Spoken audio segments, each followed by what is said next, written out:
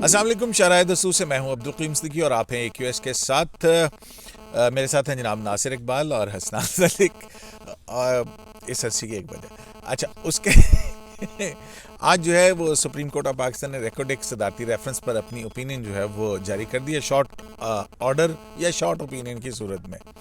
बहरहाल उसमें जो रिकॉर्ड एक मुआहदा हुआ है उसकी लीगैलिटी को उन्होंने कहा कि बिल्कुल ठीक है और ये अब्दुल हक बलोच मौलाना अब्दुल हक बलोच यानी वही रिकॉर्ड का जो जजमेंट दिया था जिसमें 2013 वाला जिसमें सुप्रीम कोर्ट ऑफ पाकिस्तान ने ये जो माइनिंग एग्रीमेंट और ये लीज जो है ये कैंसिल कर दी थी, जिसके बाद टीथियान कॉपर कंपनी जो है पाकिस्तान के ख़िलाफ़ इक्सेड में गई। वहाँ पर केस चलता रहा और इक्सेड ने फिर गुज़िश्ता हुकूमत के दौर में तकरीबन $6.5 अरब का जो है वो जुर्माना अवार्ड आयद किया। उसके बाद गुज़िश्ता हुकूमत के दौर में ही जो है वो टीथियान कॉपर कंपनी से मुज़ाकरात शुरू हुए और फिर उसके बाद एक मुआहदा जो है वो हो गया था।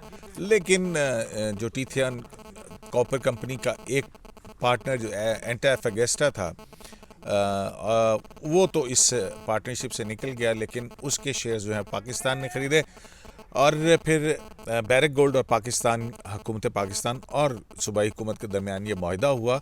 उस पर जो है वो कंसर्न्स थे जो इन्वेस्टमेंट कंपनी है बैरक गोल्ड और एंटाफेगेस्टा के। इसमें अब $900 मिलियन एंटाफेगेस्टा को जाने हैं और उसके बाद जो है ना ये 47 साल का मुआहदा है और इस दौरान सोने और तांबे के ज़खायर की तलाश होगी और तकरीबन $32 अरब की इन्वेस्टमेंट है। मतलब वहाँ है मतलब नहीं, $32 अरब सिर्फ बलूचिस्तान के लिए के लिए है वो तकरीबन काफ़ी कई $बिलियन की है, हम इसको सेफली ऐसा कह लें। तो ये कितना अहम है। और दूसरा जो है वो इस्लामाबाद हाई कोर्ट ने टैरनजेड खान के हवाले से एक जो शहरी की दरख्वास्त थी उसके ऊपर प्री एडमिशन नोटिस भी इमरान खान को जारी कर दिया है कि आइए बताइए। और इसके बाद आज़म सवाती जो हैं उनके ख़िलाफ़ बलूचिस्तान हाई कोर्ट ने जो भी मुकदमात थे सारे क्वैश कर दिए।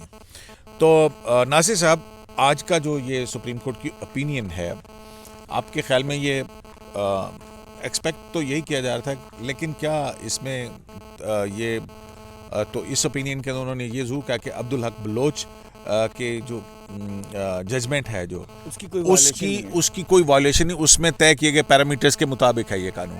हाँ, मतलब उसमें उन्होंने कुछ फाइंडिंग्स दी थी ना कि पिछली दफ़ा जो शेजवा था वो Chagai hills exploration joint venture जो एग्रीमेंट हुआ था पिछली दफ़ा, उसमें कुछ वायलेशंस हो गई थी। तो ये ओपिनियन में उन्होंने कहा है कि वो वाली वायलेशन अब नहीं हुई और ये वेल थॉट आउट एग्रीमेंट है और आपको पता है ना 3 साल की बहुत इंटेंस नेगोशिएशंस के बाद हुई। लेकिन इसमें सबसे बड़ी बात जो है कि तकरीबन $10 बिलियन की जो लूमिंग पेनल्टी पाकिस्तान को पड़ने वाली थी, एक तो आपने बताया 6.5 एक्सेट की थी और इसके बाद ICC international chamber of commerce की तकरीबन 3 बिलियन की आनी थी बलूचिस्तान गवर्नमेंट के ख़िलाफ़, तो वो अवॉइड हो गई है। लेकिन अभी ये मतलब ये नहीं हुआ, अभी इसमें 2-3 प्रोसेसेस रह गए हैं जो भी हो जाएंगे, उसमें कोई इतना लंबा टाइम नहीं है इसमें ना। कोई डेडलाइन भी तो है ना 16 दिसंबर की, दिसंबर 15 की है, लेकिन उससे पहले ये हो जाएगा क्योंकि अभी ना सिंध असेंबली ने, सिंध प्रोविंशियल असेंबली ने और बलूचिस्तान असेंबली ने रेजोल्यूशंस पास करने, उसके बाद हाँ वो भी करेंगे पास। अच्छा। उसके बाद ये पार्लियामेंट में एक प्रपोज बिल आ रहा है, फॉरेन इन्वेस्टमेंट बिल आ रहा है जो 2022 का, हाँ। वो थ्रू होगा, F5 बिल 2000, वो भी जल्दी हो जाएगा। तो पार्लियामेंट एक्ट ऑफ पार्लियामेंट चाहिए ना, वो उसमें तो ये तो शरायत है ना जी, वो कहते हैं कानून साजी करें। बिल्कुल, लेकिन ये अब ये है कि अब चूंकि सुप्रीम कोर्ट ने ये ओपिनियन दे दी है तो वो जो खतरा था ना $10 बिलियन का वो वार्ड ऑफ हो गया।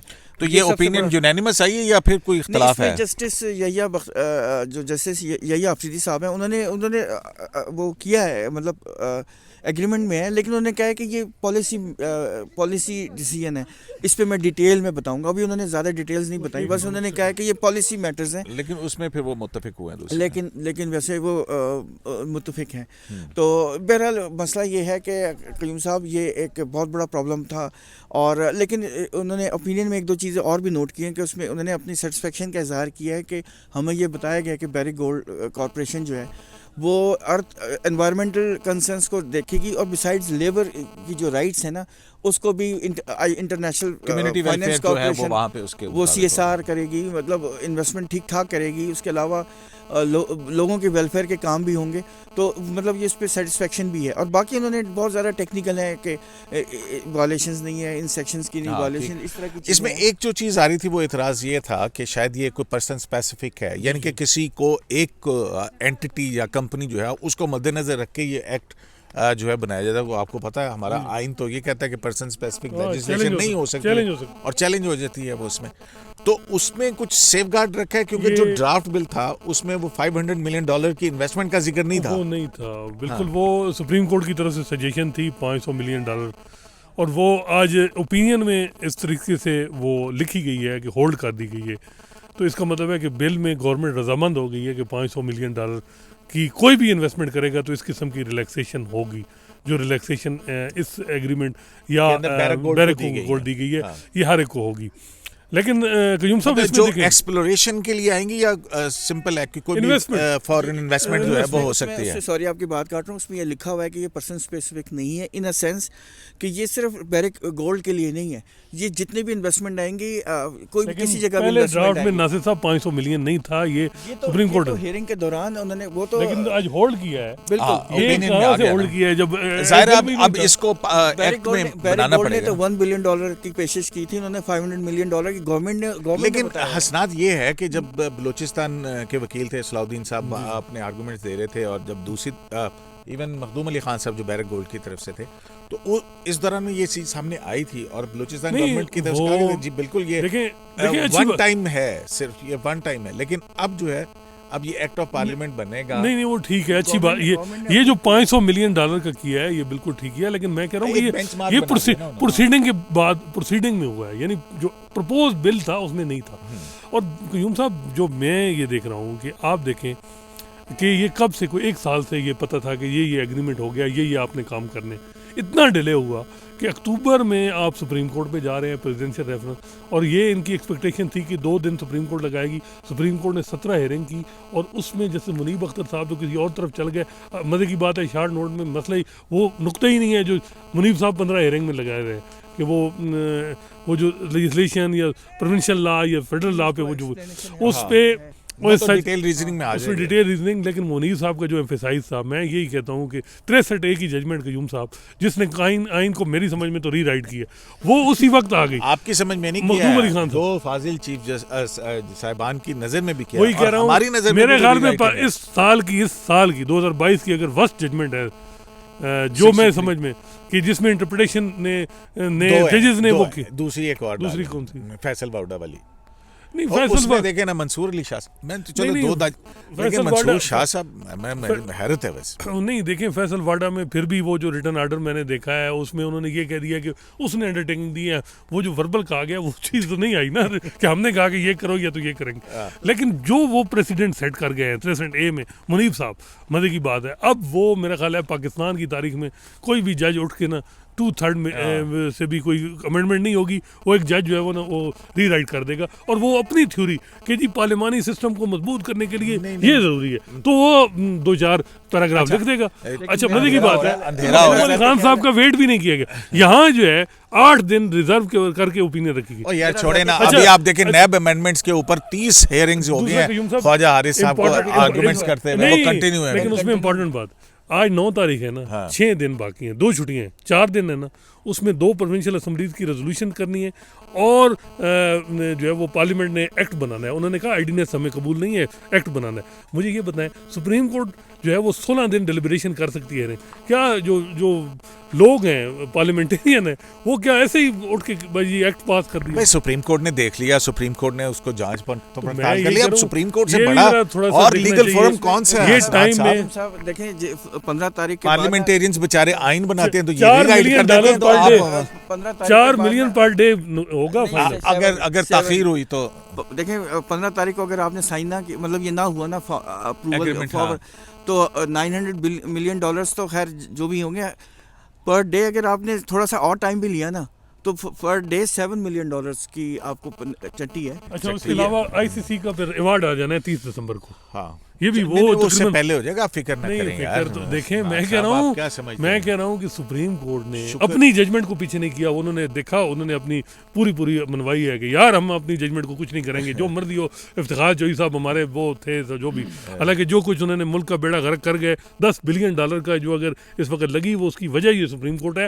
अगर एक पैराग्राफ रिग्रेट का लिख देते तो मैं कहता हूँ हिस्ट्री बेहतर कर देते अपनी। लेकिन हमारे जजेस जो है ना, वो इन चीज़ों की तरफ नहीं जाते, बड़ी माजरत के साथ। अब नासिर साहब उन्होंने लिख दिया कि वो जो रेकोडिक वाली जजमेंट है, अब्दुल हक बलोच वाली जजमेंट, उसके मुताबिक ये नहीं, उसको वायलेशन नहीं है, वायलेशन नहीं है, लेकिन वो जजमेंट ठीक कैसे है कयूम साहब, मुझे ये बताएं उसमें क्या उसकी वजह से $10 अरब का नुकसान, और मेरा ख्याल है एक्सिड की तारीख में दूसरा बड़ा नुकसान है। तो रिग्रेट नहीं करना। एक चीज ध्यान में रखें ना, नहीं होना चाहिए, बिल्कुल होना चाहिए। ये तो नहीं लिखा था ना कि 2013 की जजमेंट ठीक थी या गलत। देखिए सुप्रीम कोर्ट वो जजमेंट देती है जो उनके हाथ में होता है, पहले दिन ही कहा।